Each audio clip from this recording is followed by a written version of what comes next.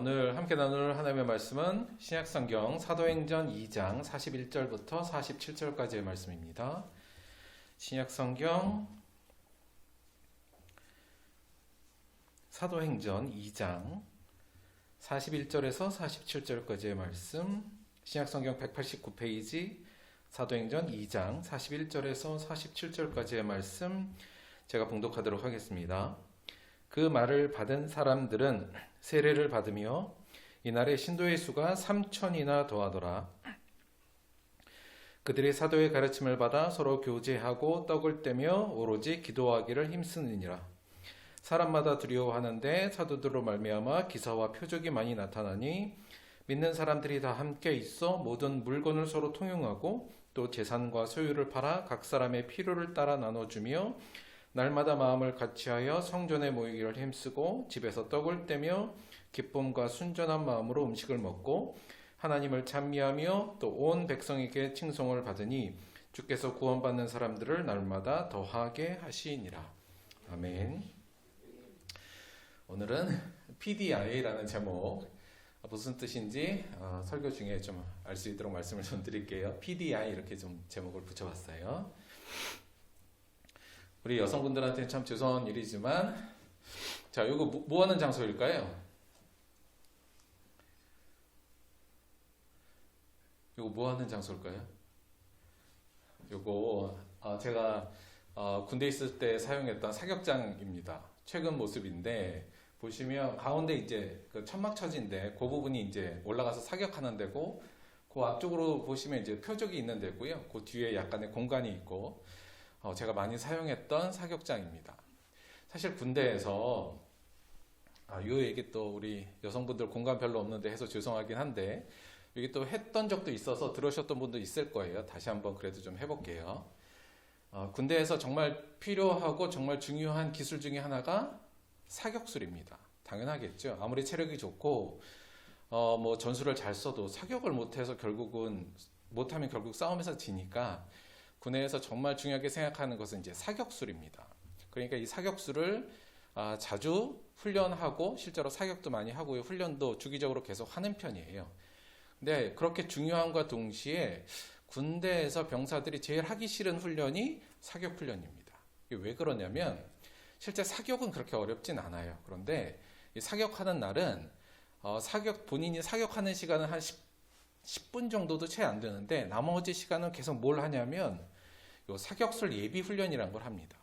그러니까 일명 이걸 이제 PRI 훈련이라고 우리가 많이 붙여요. 이게 이제 영어의 앞자를 따서 이걸 PRI 훈련, 사격술 예비 훈련인데 이게 어떻게 하는 거냐면 이제 순서가 돼서 한 8명씩 올라가서 사격을 하는 동안 나머지 사람들은 하루 종일 뭘 하냐면 이렇게 이제 사격술 예비 훈련이라는 걸 해요. 그러니까 뭘 하냐면 엎드려 쏴, 앉아 쏴, 무릎 쏴 이런 사격 자세를 계속 취하고 아울러서 호흡 조절하고 조준하고 격발하는 훈련을 무한 반복합니다. 계속 반복해요. 그러니까 하다 보면 계속 이제 엎드리고 일어나고 이걸 계속 반복하다 보니까 흔히 우리는 이걸 이제 PRI 훈련인데 이게 피가 나고 알이 박히고 이가 갈리는 훈련이다. 보통 이제 이렇게 해서 PRI 훈련을 합니다. 그러니까 사격 훈련한다면 사격이 어려운 게 아니라 하루 종일 이걸 해야 되고 실제로 하다 보면 팔꿈치도 까지고 무릎도 까지고 계속 그래요. 여기 뭐 보면 이건 이제 뭐 TV에 나오느라 풀밭에서 했지만 대부분 다 그냥 땅바닥에서 하거든요. 이 훈련을 정말 별로 하기 싫어해요. 근데 제가 이제 저는 소대장이니까 이 훈련을 시키는 입장이잖아요. 사격술도 교관으로 교육도 하고 이 훈련도 매번 시키곤 했는데 실제로 제가 이제 훈련 때나 후보생 때는 저도 이제 이걸 늘 했었고요. 근데 후보생 때 이 훈련을 받을 때도 이건 기합이네. 그러니까 이제 사격장 군기가 세야 되니까 거의 기합으로 생각했지 이걸 훈련으로는 별로 생각하지 않았습니다. 그러니까 오늘도 그냥 열심히 기합이나 받아야겠다 이렇게 생각했고 제가 훈련시킬 때도 이 훈련에 대한 진정성이 별로 없었어요. 그냥 아이들 그냥 뭐랄까요? 소대원들 그냥 기합 주는 약간 그런 느낌? 그런 느낌이었던 것 같습니다. 한 번은 제가 군대에서 이제 자대 생활하는데 자대에 있을 때 이제 소대 전투력 측정한다고 해서 사격 측정, 사격 평가를 한다는 거예요. 그러니까 당연히 저는 이제 소대장이니까 아이들을 잘 교육시켜야 되잖아요. 점수를 잘 받기 위해서. 근데 이제 날벼락 같은 소식이 더했는데 뭐였냐면 이번 사격 측정은 소대장도 포함된다 이렇게 되더라고요. 자, 그러니까 이게 원래 이제 한 30발 쏘거든요. 이제 참호 사격, 전진 모의탁 사격, 야간 사격 10발씩 해서 30발을 쏴서 그 성적을 가지고 이제 전체적인 소대 성적을 내는데 거기 이제 소대장 사격도 포함시킨다는 거예요. 자, 이제 문제가 뭐냐면 저는 아이들 입장에서 가르치는 입장이고 교육 사격은 이렇게 해야 돼 가르치는 사람이었고 훈련도 시켰는데 만약에 제가 여기서 사격을 못하면 이건 뭐다? 개망신인 거죠. 가뜩이나 제가 사실은 자대 와서 실탄 사격을 별로 안 해봤었어요. 왜냐하면 소대장은 훈련을 시키고 사격을 통제하니까 실탄 사격도 별로 안 해본 데다가 실제로 훈련병 때 제가 실탄 사격을 했을 때 성적이 그냥 좀 커트라인 넘기는 정도였지 잘 쏘는 정도는 아니었거든요. 애들 앞에서 막 가르치고 야 사격은 이렇게 하는 거야 막 말을 했는데 이제 만약에 이 사격 성적이 안 나오면 전 정말 큰 망신이고 망신을 떠나서 이게 거의 리더십이 흔들리는 모습이지 않겠습니까? 너무 걱정이 되고 마음이 불안해서 그렇다고 뭐 실탄을 좀 달라 내가 연습 좀 해볼게 이럴 수도 없고 그래서 고민하다가 할 수 있는 게 저 이 PRI 훈련밖에 없는 거예요. 이거는 제가 교본을 통해서도 이론은 너무 잘 알고 있었고 어떻게 하는지도 알고 있었던 내용이니까 이 PRI 훈련밖에 없으니까 아는 게 어쩔 수 없이 불안해서 매일 밤 그냥 숙소 들어가서 제가 혼자 이 훈련을 한 거예요. 그러니까 후보생 때도 이건 뭐 그냥 대충 그냥 기압 어떻게 대충 안 아프게 훈련하고 이랬는데 이때는 정말 진정성을 갖고 급하니까 이 훈련이 이게 되나 안 되나도 모르지만 일단 한 겁니다. 그래서 그냥 혼자 이 훈련을 그냥 원래 제가 알던 이론대로 계속 하는데 한 2주쯤 되니까 어느 순간에 반복적으로 하다 보니까 무슨 일이 벌어지냐면 이게 감이 오는 거예요. 사격이란 거에 대해서. 그러니까 빈 총으로 쏴도 어느 정도가 되냐면 빈 총으로 쐈는데 이번에는 정확히 표적에 맞았구나. 또는 이번엔 오른쪽으로 비꼈겠네. 이런 게 느껴지는 거예요. 저도 왠지 모르겠는데 감이 그렇게 확 오더라고요. 그러면서부터 약간 자신감이 생겼던 기억이 있습니다.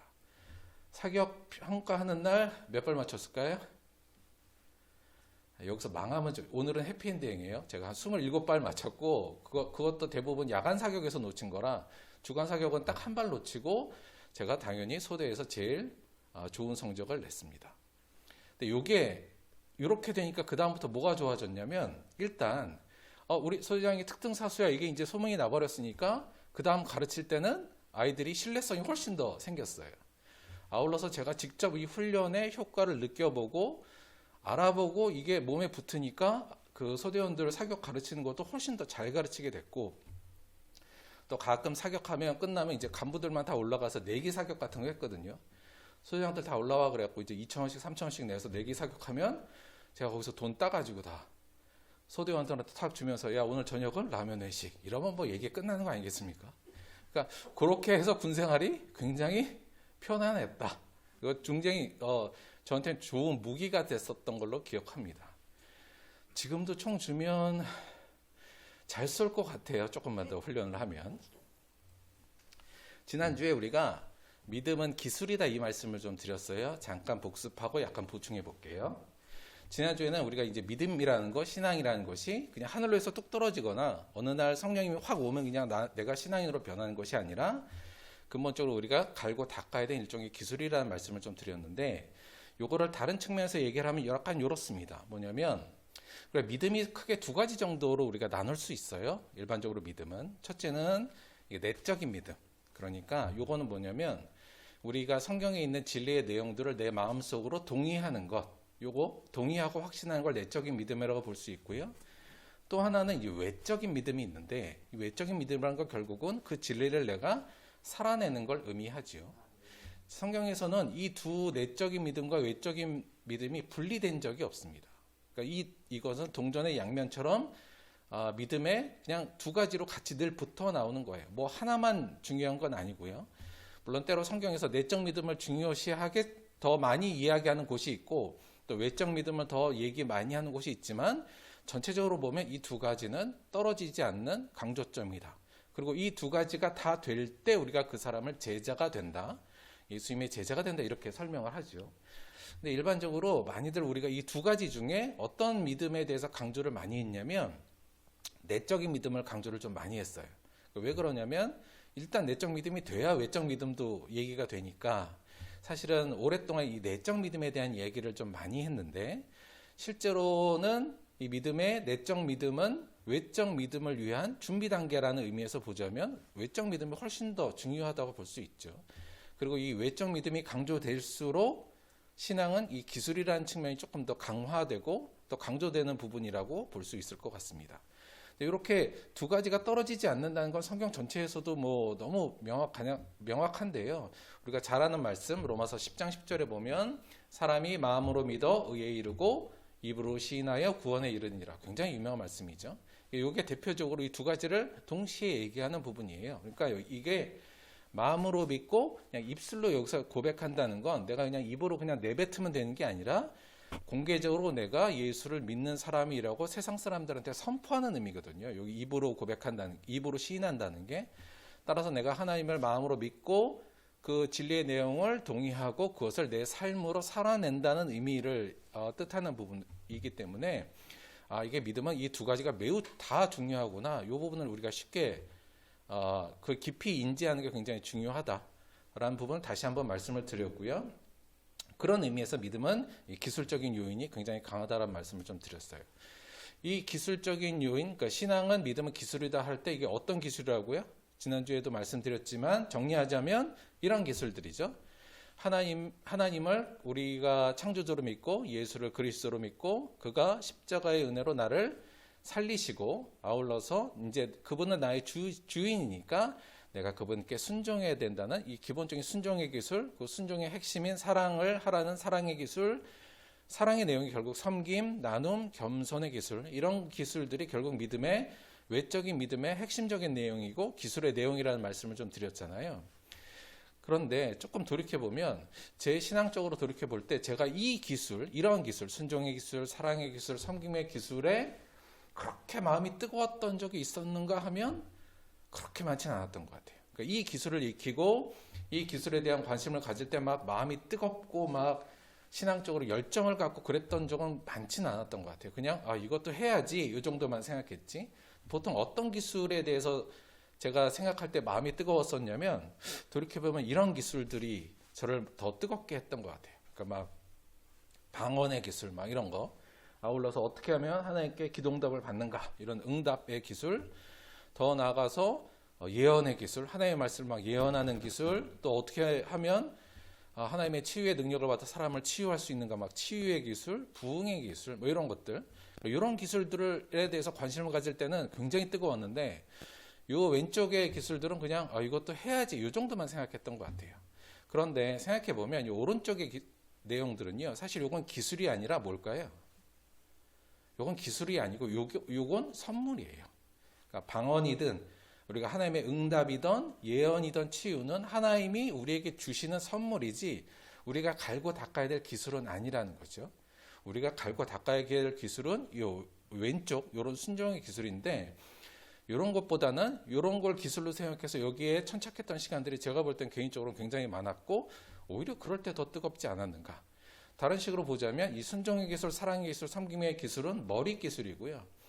요 뒷부분은 그것을 보조하기 위해서 하나님이 주는 일종의 선물이라면 이쪽은 꼬리에 가까운데 오히려 그 반대가 돼서 머리가 꼬리를 흔드는 그런 일들도 전 많았던 것 같아요. 그런데 이런 것들, 그러니까 요 오른쪽인 부분에 우리가 많은 관심을 갖고 왼쪽 진짜 핵심 기술에는 좀 등한시하는 이런 행태는 오늘날 또 저뿐만 아니라 우리의 스타일뿐만 아니라 과거에도 여전히 좀 그런 모습들이 많았던 것 같습니다. 특히 고린도 교회가 그랬는데 바울의 그 고린도 교회가 그랬는데 고린도 교회가 이 막 방언, 응답, 치유 막 이런 거에 사람들이 관심을 갖고 오히려 이거에 뜨거워졌는데 그걸로 인해서 사람들과의 오히려 다툼이 많이 생겼어요. 그때 우리가 아는 것 같이 사도 바울이 뭐라 그러냐면 내가 사람의 방언과 천사의 말을 할지라도 사랑이 없으면 소리나는 구리와 울리는 꽹과리가 되고 내가 예언하는 능력이 있어 모든 비밀과 모든 지식을 알고 또 산을 옮길 만한 모든 믿음이 있을지라도 사랑이 없으면 아무것도 아닙니다. 이렇게 이렇게 하는 얘기 알고 계시죠? 결국은 믿음, 소망, 사랑 세 가지는 다 있을 것인데 그 중에 제일은 사랑이라 이러면서 사도 바울이 야 너희들 진짜 뭐 방언도 좋아 괜찮아 뭐 예언하는 것도 좋고 치유도 다 좋은데 그것보다 정말 중요한 건 뭐냐? 핵심 기술은 이쪽이야. 서로가 순종하고 섬기고 나누고 겸손해지는 거. 이게 진짜 신앙의 기술이지 이게 아니다. 이 얘기를 한 부분이 이 부분이거든요. 그래서 우리 들복교회 성도님들도 이 신앙적 기술, 신앙의 외적인 믿음인 기술을 우리가 생각할 때 이 핵심 기술에 대해서 관심을 갖는 게 매우 중요하다. 이 부분 다시 한번 좀 강조를 좀 드립니다. 그러면 우리가 이 기술을 좀 잘 익혀야 되는데 이거에 대해서 조금 더 깊이 한번 들어가 볼게요. 우리가 일반적으로 어떤 기술이라는 것을 습득하려면 기본적으로 기술의 세 가지 요소 정도가 있습니다. 뭐 있을까요? 우리가 어떤 이게 뭐 운동의 기술이든 무슨 뭐 내가 악기를 다루건 어떤 뭐 건축 기술을 배우건 모든 기술에 다 적용된다고 봐요. 그러니까 어떤 우리가 내가 기술을 습득하려면 크게 한 세 가지 요소가 꼭 필요한데 뭘까요? 첫째는 동기고요. 두 번째는 이론, 세 번째는 훈련. 이 정도로 나눌 수 있을 것 같아요. 동기부터 살짝 보자면 동기에 관해서 저희가 조금 관심을 가질 건 사실 이 동기가 없으면 어떤 기술이든지 우리가 뭐 시작을 안 하니까 사실 이 동기가 매우 중요한데 동기 중에서도 첫 번째 이 처음 동기는 보통 대부분 타의적 동기에서 시작합니다. 그러니까 상이나 벌로 인해서 어떤 되는 동기, 우리가 흔히 이제 아이들한테 야 너 이번에 시험 100점 맞으면 뭐 사줄게 상으로 주는 동기죠. 너 이번에 시험 못 보면 혼난다 이런 거 벌로 오는 동기지 않습니까? 그러니까 대부분은 어떤 기술을 익힐 때 자의적이 보통 타의적으로 이런 상벌의 동기에 의해서 시작되긴 하는데 이게 아주 나쁘다기보다는 시작하기는 굉장히 좋은 동기 방법이긴 하지요. 그러나 알다시피 이게 굉장히 한계점이 분명한 동기입니다. 이걸로 시작해서는 좋은 기술의 열매를 맺기가 굉장히 어렵죠. 그래서 제일 중요한 역시 동기적으로 중요한 건 자의적 동기. 내 스스로가 이걸 왜 해야 되는구나. 이 기술이 왜 꼭 필요하구나. 이걸 분명히 내가 느끼고 내가 필요에 의해서 내 자의적 동기가 생길 때 근본적으로 그 기술의 끝까지 또 숙련대까지 갈 수 있는 건 뭐 명확한 것 같습니다. 우리 아이들도 뭐 공부할 때 대부분 자기도덕적 학습이 요즘 대세잖아요. 뭐 당연하게 생각할 수밖에 없는 것이고요. 아울러서 동기를 생각할 때 목적 자체가 일단 바라야 되죠. 그러니까 뭐 내가 뭐 이 기술을 잘 익혀서 뭘 해야 될다 할 때 이걸 뭐 범죄에 사용하겠다 이런 동기면 당연히 안 되는 거잖아요. 따라서 자의적 바른 목적을 가지고 자의적 동기가 생길 때 그게 어찌 보면 선결 조건, 어떤 기술이든지 선결 조건이라고 할 수 있을 것 같아요. 그래서 동기는 매우 중요하고 그 동기를 어떻게 부여하느냐가 사실은 신앙적 기술에 의하면 제 몫이긴 한데 어떻게든 자의적 동기로 여러분을 이끌고 싶은 마음은 여전하다. 이 말씀을 좀 드리고요. 물론 제가 때로는 상벌도 사용하긴 하지만 자의적 동기를 갖는 게 중요하다. 이거 생각해 볼 수 있고요.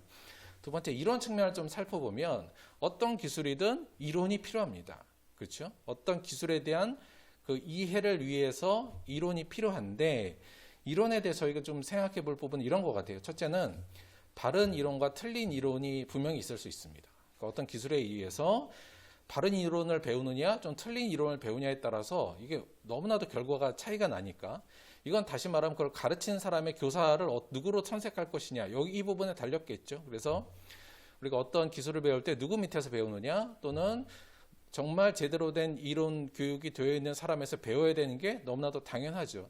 이게 잘못되면 안 좋은 게 뭐냐면 잘못된 이론으로 열심히 훈련되면 나중에 그걸 고치기가 훨씬 어려워요. 그러니까 처음부터 바른 이론으로 바르게 훈련해야지 그분이 우리가 성과를 내지 틀린 이론을 배우면 안 되기 때문에 처음에 이 선택 이론을 누구한테 배울 것인가 스승을 누구로 들 것인가는 굉장히 중요한 부분일 수도 있고요. 아울러서 이 이론을 어떤 기술이든 이 이론에 대한 배경 지식들이 보통 좀 있어야 됩니다. 기초 지식들이. 아울러서 기본적으로 학습량들이 좀 있어야 이게 가능하겠죠. 그래서 어떤 기술을 익힐 때 다시 말하면 이론에 대한 정확한 공부, 거기에 대한 연구, 아울러서 그에 대한 일정의 학습량도 반드시 필요하다. 이렇게 볼 수 있고요. 마지막이 훈련 부분인데 이게 아까도 잠깐 말씀드렸지만 아무리 내가 동기가 좋고 내가 이론을 빠삭하게 알고 있다 할지라도 이게 내 기술로 훈련되지 않으면 사실 아무 소용이 없어요. 제가 아무리 PRI 훈련이나 소총 사격술에 대한 이론은 빠삭했지만 이거 훈련하지 않으면 결국은 총은 못 쏘게 되거든요. 그래서 이 기술을 익히는 데 있어서 훈련의 중요성은 결코 배제할 수가 없다. 사실 그동안 제가 지금 신앙의 기술의 입장에서는 지금 저는 동기와 이론 쪽을 여러분께 좀 강조한 측면이 많고요. 하지만 훈련도 결코 우리가 빠뜨릴 수 없는 부분이다. 이렇게 생각할 수 있습니다. 훈련에 대해서는 좀 생각할 때는 몇 가지 훈련 부분에 대해서 생각할 부분이 있는데, 첫째, 어떤 기술을 우리가 얻기 위해서 훈련하려면 훈련에는 기본적으로 이 부분이 좀 생각해야 될 것 같아요. 기본적으로 훈련은 뭐냐면 반복이죠. 기본적으로. 그래서 어떤 기술이든 훈련을 할 때는 반복이 이루어질 수밖에 없고, 그 반복의 지루함을 이겨낼 수 있는 좀 성실성이 꼭 필요하고요. 비슷한 얘기입니다만 이 훈련이 한 달 하다가 한 열흘 쉬고 다시 한 달 하고 이런 식으로 가면 다시 한 달 새로 시작할 때 그 끌어올리는데 시간이 굉장히 오래 걸려요. 따라서 우리가 훈련을 할 때는 지속성, 끊임없이 쭉 가는 게 굉장히 또 하나 중요하고요. 아울러서 훈련할 때도 생각해 봐야 할 게 이제 확실한 목표의식이 좀 있어야 됩니다. 그러니까 훈련할 때 이 훈련을 내가 왜 하고 이게 어디에 도움이 되는지에 대한 명확한 이해를 가지고 확실한 목표의식을 갖고 훈련해야지 그냥 따라온 대로 시킨 대로 하면 이게 효과가 거의 안 나타나요. 그러니까 PRI 훈련 같은 것도 이게 어떤 의미에서 이렇게 사격술이 정말 도움이 된다 이런 목적의식을 갖고 제가 진정성을 갖고 했을 때 이게 나한테 도움이 됐지, 그 전에 사격할 때 늘 이거 기압으로 그냥 주는 거 아니야 할 때 기계적으로 했을 때는 별 효용이 없었거든요. 따라서 그 훈련의 목적을 정확히 알고 진정성을 갖고 훈련에 임하는 게 굉장히 중요하고요. 아울러서 효과적인 훈련 방법도 있어야 훈련의 효과가 좀 많아지겠죠. 말씀드렸듯이 우리가 신앙적 기술을 하는 데 있어서도 이 부분이 굉장히 다 적용된다고 볼 수 있습니다. 우리가 하나님의 믿음의 신앙 훈련을 하고 기술을 익히는 데 있어서 이 자의적 동기, 바른 목적을 갖고 자의적 동기로 하는 게 매우 중요하고요. 그러니까 이제 왜 예전에는 그래도 그런 거 있잖아요. 하여튼 저 어렸을 때도 이제 교회에 열심히 나오면 뭘 주고 안 나오면 너 하나님한테 혼난다 이런 식으로 하도 교육을 많이 받아서 그게 어릴 때는 일정의 효과가 있었고요. 아울러서 어릴 때는 이제 부모의 힘에 의해서 보통 딸려 나오는데 그 타의적 동기에 의해서도 어느 정도 효과가 있지만 일정 시간이 돼서 이 자의적 동기가 발동되지 않으면 그냥 그 신앙은 거기서 끝나고 오히려 후퇴한 경우도 많듯이 신앙에 있어서 이 자의적 동기를 발견하는 것 매우 중요하고요. 아울러서 신앙에 있어서도 바르게 배우는 거 매우 중요한 부분이고요. 하지만 무엇보다 더 중요한 것 중에 하나, 훈련하는 것. 신앙의 이런 훈련을 제대로 지속적으로 하는 게 매우 중요하다. 이 부분 다시 한번 여러분이 꼭 숙지해 주셨으면 좋겠다는 말씀을 드립니다. 그러면 우리가 어떻게 훈련을 할 것인가? 어떤 방법이 가장 좋은 방법인가라고 생각할 때 성경에서 이 부분을 우리에게 제시해 주는 부분이 있어요. 이렇게 신앙의 기술을 너희들이 익히려면 하나님을 순종하는 기술, 사랑의 기술, 나눔의 기술, 섬김의 기술, 이런 겸손의 기술을 너희들이 익히려면 이러한 훈련 코스를 잘 하면 돼 라고 성경이 가르쳐 주는 부분이 있습니다. 오늘 그 부분을 조금 더 살펴보도록 할게요. 지난주에 저희가 이 말씀 이 부분 살펴봤죠. 예수님께서 승천하시기 전에 마지막으로 제자들에게 하셨던 대위임 명령 뭐였죠? 너희는 가서 모든 민족을 제자로 삼아 아버지와 아들과 성령의 이름으로 세례를 베풀고 내가 너에게 분반 모든 것을 가르쳐 지키게 하라. 이 말씀을 남기시고 승천하셔 하늘로 올라가셨잖아요. 그 다음에 무슨 일이 벌어졌냐면 제자들에게 며칠 후에 오순절 날에 성령 강림 사건이 벌어집니다. 그래서 하늘로부터 예수님은 올라가셨지만 하늘로부터 새로운 성령님이 내려오셔서 제자들한테 임한 사건이 벌어지고요. 그 다음 그날 바로 어떤 일이 벌어졌냐면 그날 하여튼 이 성령의 세례를 받고 굉장히 소동이 벌어졌어요. 왜냐하면 방언 때문에. 여간 그때 소동이 벌어진 가운데 베드로가 나와서 그때 설교를 시작합니다. 그때 모여든 예루살렘에 있는 많은 사람들 앞에서 이제 설교를 한 장면이 나와요. 이게 이제 사도행전 2장에 나오는 부분인데 그때 베드로가 설교를 시작할 때 잘 안 보이지만 이렇게 시작합니다. 유대인들과 예루살렘에 사는 모든 사람들아 이렇게 말하면서 설교를 시작해요. 자, 예수님께서 하셨던 대위임명이 뭐였냐면 너희는 가서 모든 민족을 제자로 삼아 이렇게 얘기를 했잖아요. 그러니까 첫 시작을 어떻게 시작했냐면 유대인과 예루살렘에 사는 모든 사람들아 이렇게 설교를 시작하기 시작합니다. 그리고 이 설교가 끝난 다음에 일어나는 과정이 오늘 저희가 읽은 본문이에요. 자, 좀 볼게요. 41절 그 말을 받은 사람들은 베드로의 설교를 들었고 그 말을 받은 사람들은 뭘 받았어요? 세례를 받음에 이날에 신도수가 3천이나 더하더라. 자, 다시 왼쪽으로 가면 너희는 가서 모든 민족을 제자로 삼아 아버지와 아들과 성령의 이름으로 뭘 베풀고요? 세례를 베풀고. 자, 그러면 지금 베드로가 모든 사람들에 대해서 복음을 선포했고 그 말을 들은 사람들이 지금 다 세례를 받았잖아요. 그 다음에 나오는 요 내용들은 그럼 뭘 얘기할까요? 요 밑에 내용이죠. 뭐냐면 세례를 베풀고 내가 너에게 분부한 모든 것을 가르쳐 지키게 하라와 해당되는 연결되는 말씀이라고 감이 좀 오잖아요.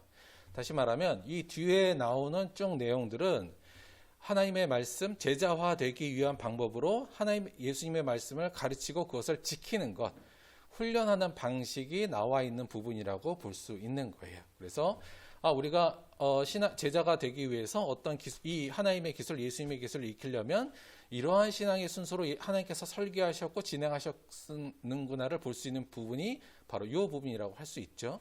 이 부분을 조금 오늘 살펴보도록 할게요. 그 말을 받은 사람들은 세례를 받음에 이날의 신도수가 3천이나 더하더라.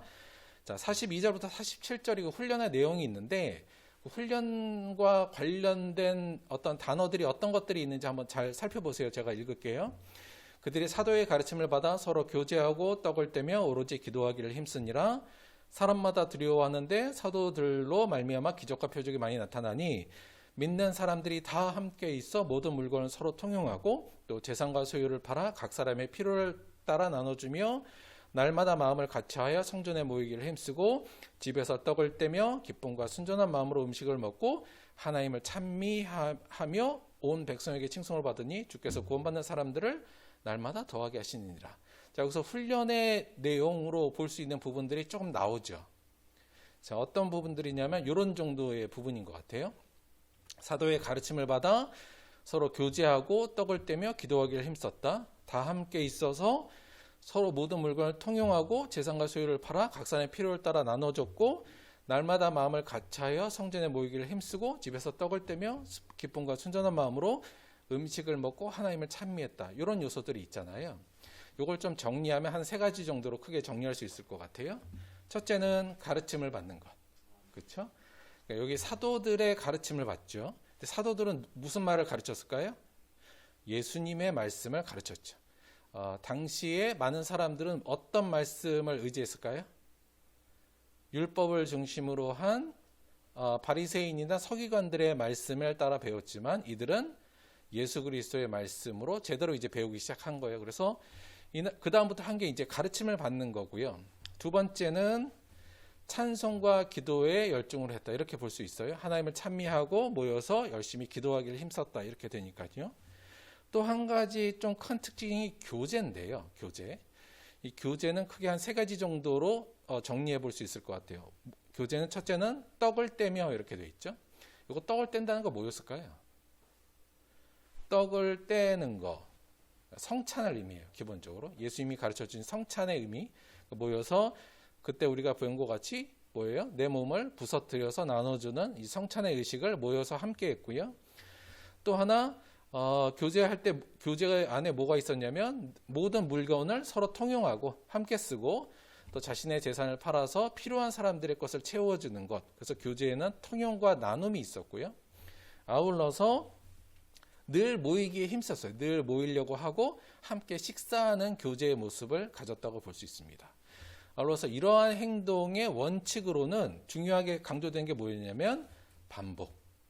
46절 보면 날마다 마음을 같이하여 성전에 모였다고 돼 있잖아요.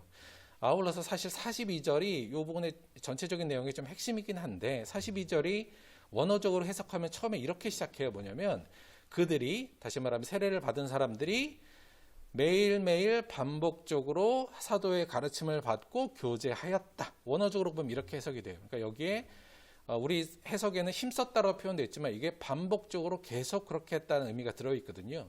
그러니까 이러한 행동들을 반복적으로 지속적으로 했다는 게 전체적인 내용에 안에 서려져 있고요. 날마다 모이니까 아울러서 어떤 마음으로 하나된 마음으로 마음을 같이하여 하나된 마음으로 기쁨과 순전한 마음으로 이러한 것들을 했다. 저희가 이렇게 정리를 해볼 수 있을 것 같아요.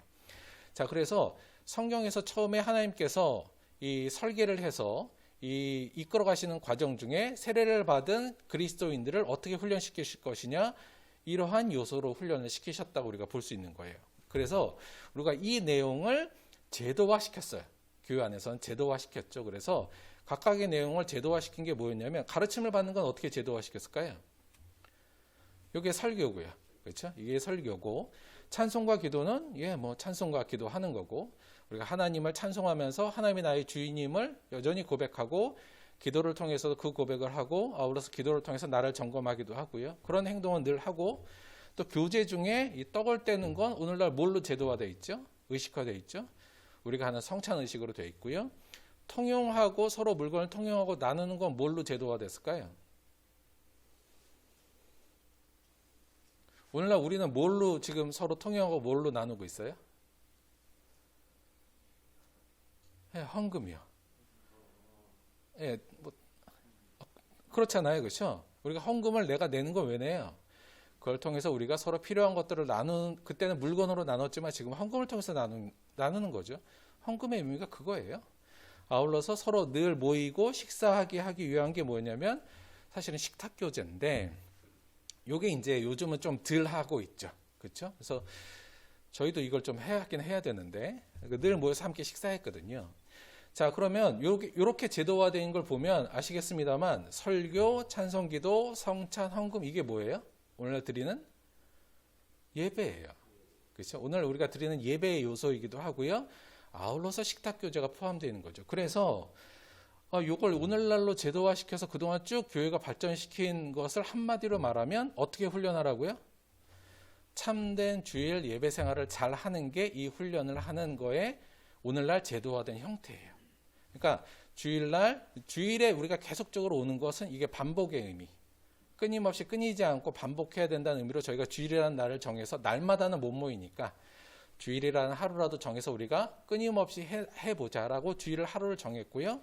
왜 예배 생활 안에 설교와 찬송기도, 성찬, 헌금 요 요소를 다 넣어서 예배라는 하나의 의식으로 만들어서 오늘날 우리가 하고 있는 거고요.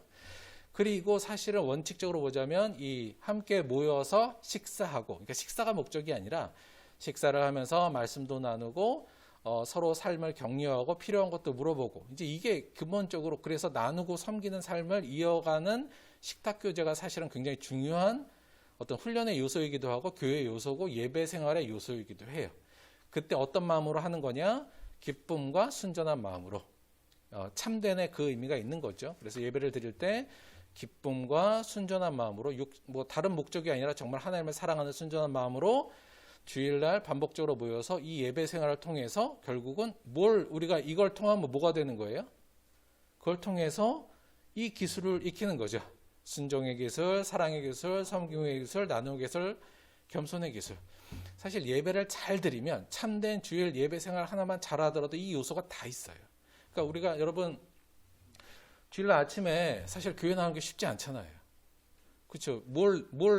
결국은 좀 놀고도 쉽고 쉬고도 쉽고 하는 내 욕구를 일단 내려놓고 하나님을 순종하고 하나님을 경외하는 마음으로 나오는 거잖아요. 그렇죠? 거기서부터 이미 순종의 기술이 훈련되는 부분이고요. 그래 오늘도 안 나가도 별일 없지만 그래도 내가 하나님께 순종하는 마음, 하나님을 경외하는 마음으로 교회 가야지. 나오는 것 자체가 순종의 기술이기도 하고요. 여기에 와서 헌금을 내고, 헌금 내는 것도 쉽지 않지 않습니까? 결국 내 거에 생명 같은 내 돈을 내는 건데, 낼 때 뭐예요? 서로 나눠야지. 그게 하나님의 뜻이었지. 서로 필요한 사람들한테 더 도움을 주고 또 내 것을 내려놓는 것, 그것은 곧 하나님을 내 주인이라고 고백하는 거지. 그래, 그러면서 헌금도 내고, 아울러서 와서 하나님의 말씀에 귀를 기울이고 그 안에서 서로 교제하고 식탁 교제하면서 서로 섬기려고 하고 그 안에서 겸손하려고 노력하는 그 모든 과정이 바로 이 예배 생활 안에 있으니까, 우리가 주일날 제대로 된 마음을 가지고 하나하나의 요소로 진정성을 갖고 의미와 목적의식을 갖고 주일날을 신앙 안에서 잘 활용하면, 잘 지내면 그것이 곧 이러한 기술을 익히는 훈련의 과정으로 우리에게 좋은 열매로 다가올 수 있다는 거죠. 그를 통해서 결국 우리는 예수님의 제자로 이 땅에 살 수 있고 이 기술을 통해서 세상에 나가서도 승리할 수 있는 사람이 될 수 있다는 겁니다. 하나님께서 이걸 우리에게 훈련하시기 위해서 설계하신 게 근본적으로 뭐냐면 참된 주일 예배 생활이에요. 그래서 우리가 이제 물론 이걸 의식하지도 않고 목적 의식 없이 그냥 그래도 뭐 이런 거잖아요. 그러니까 뭐 사격 훈련하면 뭐 PRI 그냥 기합이지 뭐 그냥 해야 되는 거야. 이게 아니라 이 훈련을 하면 내가 사격술도 좋아지고 분명히 훈련 효과가 있어라고 진정성을 갖고 하면 기술이 나오듯이 우리가 이 주일 예배를 저희가 기획하고 이 과정을 겪을 때 진정성과 확실한 목표를 갖고 한 순서마다 그 의미를 알고 열심히 드리면 그 과정을 통해서 결국 우리에게 중요한 신앙의 핵심 기술들이 차곡차곡 쌓이면서 기술이 습득되는 거죠. 이게 하루 이틀은 갑자기 안 될 수는 갑자기 뭐 실력이 확 느는 것 같지는 안 보여도요. 이게 쌓이고 진정성을 갖고 훈련을 하다 보면 분명히 우리에게 쌓여서 우리의 기술이 증가하고 우리의 신앙적 기술이 성장하는 것을 분명히 느끼게 될 겁니다. 사실 더 다른 좋은 방법이 있다? 뭐 그러면 그걸 할 수 있겠지만 성경이 가르치는 방법이고 아울러서 교회 역사적으로 이미 증명된 방법이거든요. 물론 이게 모든 것의 충분 조건이라고 생각하진 않습니다. 그러나 가장 중요한 필요 조건, 우리의 신앙의 기술을 위해서 필요 조건은 참된 주일 예배 생활을 꾸준히 열심히 하는 것 외에 별게 없다. 가장 좋은 방법이라는 것을 여러분이 꼭 기억하셨으면 좋겠습니다. 정리해 볼게요. 반복된 훈련 수행 없이 기술을 습득할 수는 없다. 요거 기본적으로 생각하시고요. 신앙도 마찬가지고 우리가 신앙이 제자가 되기 위해서 습득해야 될 기술은 순종, 사랑, 섬긴, 나눔, 겸손의 기술이다. 이거 다시 한번 좀 강조를 드려요. 딴 것들에 너무 그렇게 신경 안 쓰셔도 돼요. 나 방언을 받고 싶어요. 받으면 좋죠. 저도 막 사람을 치유하는 사람이 되고 싶어요. 있으면 좋아요. 하나님이 필요하면 주실 테니까 그건 내가 신경 쓸 건 아니고 그건 하나님이 주시는 거니까 거기에 대한 관심을 좀 내려놓으시고 정말 중요한 이 기술을 습득하는데 더 신경을 쓰시라. 이 말씀을 드리고요. 아울러서 세 번째, 이를 위해 하나님이 설계하고 오랫동안 교회 역사에서 수용된 효과적인 훈련 방법이 주일 예배 생활이다. 그렇죠? 지금 저희가 코로나 상황에서 이 부분을 저희도 지금 저희 교회도 이제 완벽한 주일 예배 생활의 요소들을 다 지금 못 하고 있잖아요. 지금은 소위 말하면 이 가르침 정도만 지금 강조하고 있는 건데 무엇보다 중요한 건 이 훈련하는 과정이니까 사실 그래서요. 교회 와서 주무셔도 상관없어요. 상관은 있죠. 가르침도 잘 받아야 되는데 일단 나오는 것 자체가 훈련이니까 그 훈련만 하더라도 굉장히 좋은 겁니다. 그래서 제가 주일 예배에 대해서 여러분 주일 예배에 빠지면 큰일 나요 이렇게 얘기 안 하잖아요. 큰일 나진 않아요. 그러나 이게 훈련이라는 측면에서 우리가 꾸준하게 훈련하는 것은 무엇보다도 중요하다. 이거 꼭 기억해 주시고요. 그런 의미에서 주일 예배생활 제가 PDI라고 이름을 붙인 거예요. 그러니까 예비 제자와 훈련. 그러니까 우리가 이렇게 주일날 예배 열심히 나오고 하는 걸 통해서 우리는 이 훈련을 통해서 우리가 예수님의 제자가 되는 좋은 기술들이 잘 습득될 겁니다. 진정성을 갖고 의미를 갖고 아침에 일어나서도 내가 이걸 왜 나가야 되는지 그리고 이 예배에 앞서서 내가 이 예배는 어떤 자세로 드려야 되는지 그리고 헌금을 하나 낼 때도 내가 이 헌금을 왜 내야 되는지 이러한 내용들에 대해서 진정성을 가지고 그 의미를 알고 제대로 수행만 잘 한다면 그리고 나중에 교회 나와서 서로 봉사하고 이런 것들이 합쳐진다면 우리가 알지 모르는 사이에 우리 안에 이러한 중요한 예수님의 기술들이 우리 안에도 차곡차곡 쌓일 거고 그 기술들이 결국은 우리가 세상에 나가서 예수님의 제자로 사는데 또 세상에서 신앙적으로 승리하는데 분명한 기본적인 기술로 우리에게 들어올 것이다. 그래서 무엇보다도 요 PDI 요거에 좀 최선을 다하자. 주일 하루만이라도 우리가 일단 최선을 다해서 이 생활을 해 나갈 때 우리의 기술이 발전할 수 있다. 이 말씀을 마지막으로 다시 한번 드립니다. 사실 우리가 살다 보면 그렇잖아요. 그러니까 이제 신앙생활하다 보면 매일 똑같은 죄도 짓고 내 신앙이 별로 발전하지 않는다 이런 생각 많이 들잖아요. 물론 제가 볼 때 우리가 반복적으로 신앙 실패를 경험하는 이유 중 하나는 우리가 반복적 신앙 훈련을 제대로 하지 않았기 때문일 가능성이 높습니다. 물론 우리가 죄인이라 우리가 죄에서 완전히 이 땅에서 자유로울 수는 없습니다만 우리가 일정 부분 이게 훈련이 되고 일정적인 기술이 돼서 누구 앞에 나가서 신앙적으로 싸울 수 있는 기술의 자신감과 실력이 실제로 쌓아지면 우리의 신앙적 승리도 훨씬 더 많아질 거예요. 그냥 아유 원래 인간이 죄인이니까 다 이렇게 죄 짓는 거지 이렇게 생각하지 마시고 아 내가 좀 훈련이 부족해서 그런가 보다. 훈련을 더 해야겠구나. 이런 목적의식을 갖는 게 좀 더 중요하지 않나 이런 생각을 갖습니다. 초대교회 이러한 훈련을 통해서 초대교회인들이 신앙적 기술을 습득하고 다시 말하면 신앙적으로 성숙하고 그들이 성화되고 그들의 삶으로 세상 앞에 하나님을 증언했기 때문에 기독교가 오늘날까지 신앙이 이어져 온 거 아니겠습니까? 우리도 별거 아닌 것 같지만 주일 예배 요구하는 거 그러니까 말씀드렸지만 진정성을 갖고 분명한 목표의식을 갖고 예배에 참석하는 이것부터 시작해서 우리의 기술을 더욱더 발전시켜서 세상에 나가서 빛의 역할을 감당하는 저와 여러분이 되기를 주님의 이름으로 축원드립니다. 말씀 생각하시면서 잠깐만 같이 기도하도록 할게요.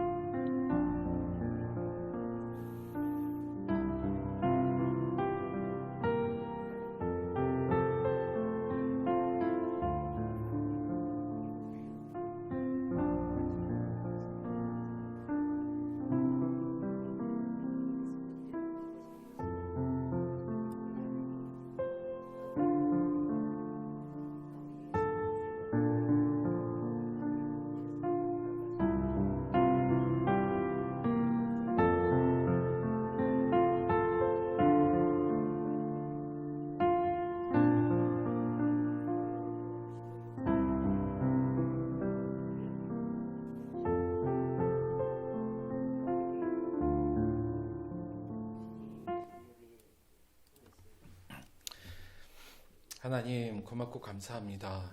우리에게 은혜 주시고 하나님의 제자로 삼아 주시니 고맙고 감사합니다. 우리가 하나님의 제자가 되었다고 우리를 이끌어 주심에 감사하지만 실제로 우리가 제자 되기 위해서 얼마나 노력했는지에 대해서 이 시간 다시 한번 반성을 합니다. 주님 우리에게 주신 이 중요한 주일의 신앙의 삶 이 부분들에 대해서 저희가 진정성과 확실한 목표의식을 갖고 최선을 다하여 주의를 지켜내는 저희가 될 수 있도록 인도하여 주옵소서. 이를 통해 우리가 예수님을 닮아가게 도와주시고 그 닮음을 통해 세상이 하나님의 구원을 볼 수 있도록 역사하여 주옵소서. 예수님의 이름으로 기도드렸습니다. 아멘. 요즘에 그 가난한 성도들 많다는 얘기 하잖아요. 그러니까 예수를 믿지만 교회는 안 나가는 사람들, 그래서 가난한 성도라고 많이 부르는데 충분히 그 마음을 좀 이해는 합니다. 많은 사람들이 교회에 실망하고 또 다양한 이유로 실망해서 내가 하나님만 믿지만 교회는 안 나간다 이런 분들이 꽤 있거든요. 충분히 이해는 하는데 과연 이런 어떤 주일에 대한 이런 의식 없이 이런 훈련 없이 신앙이 계속적으로 지속될 수 있는가에 대해서는 개인적으로는 조금 회의감이 좀 있어요. 그래서 그런 분들도 어떻게든 공동체 안에서 함께 묶는 그런 신앙생활이 반드시 필요하다. 그리고 우리가 별거 아닌 것 같지만 이거 주일날 이렇게 모여서 예배하는 것이 이건 뭐 신앙적 성경적 정통성뿐만 아니라 분명한 효과가 있으니까 단 말씀드린 것 같이 그냥 무의식적으로 주일이니까 그냥 교회 가야지 뭐 갔다 오고 내가 할 거 끝냈어 뭐 이 정도가 아니라 말한 같이 진정성을 갖고 이 훈련에 임하는 자세 다시 한번 중요하다는 말씀을 드리고요. 코로나 때문에 지금 많이 저희도 못하는 부분이 있어요. 조금 진정되는 대로 조금 더 이 훈련의 강도를 조금씩 높여갈 테니까 여러분도 각오는 조금 해주셨으면 좋겠다는 말씀을 좀 드립니다. 코로나 좀 그렇죠. 다들 좀 신경 많이 써주시고 잘 지나갈 수 있었으면 좋겠어요. 한 주간도 승리하시기 바랍니다. 헌금을 위해서 기도하고 축도를 예배 마치도록 하겠습니다. 우리를 제자로 불러주신 하나님, 그 제자에 합당한 훈련을 저희들이 하기로 결단하고 나와왔습니다. 우리 안에 이 목적의식을 잊지 않게 도와주옵시고 우리에게 주신 귀한 훈련의 방법을 따라 열심히 훈련하여서 주님의 제자로 어리다가도 부끄럽지 않은 자 될 수 있도록 저희를 훈련시켜 주옵소서. 감사드리며 또 하나님께 귀한 예물을 드렸습니다. 예물이 쓰이는 모든 곳에 하나님의 구원의 역사와 하나님의 제자의 열매가 맺힐 수 있도록 인도하여 주옵시고 드린 손길마다 축복하여 주셔서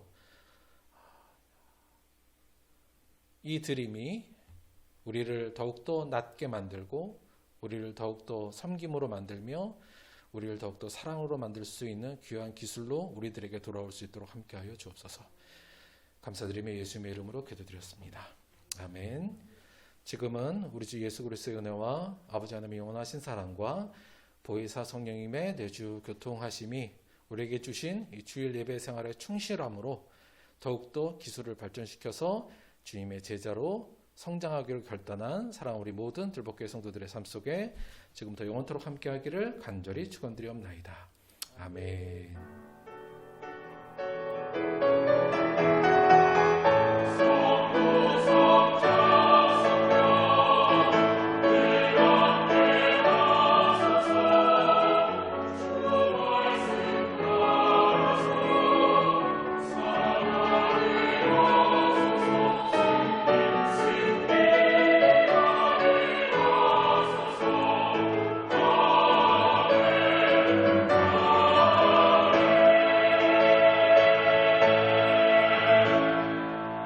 수고하셨습니다. 하나님께 감사의 박수 드리겠습니다. 고생하셨어요.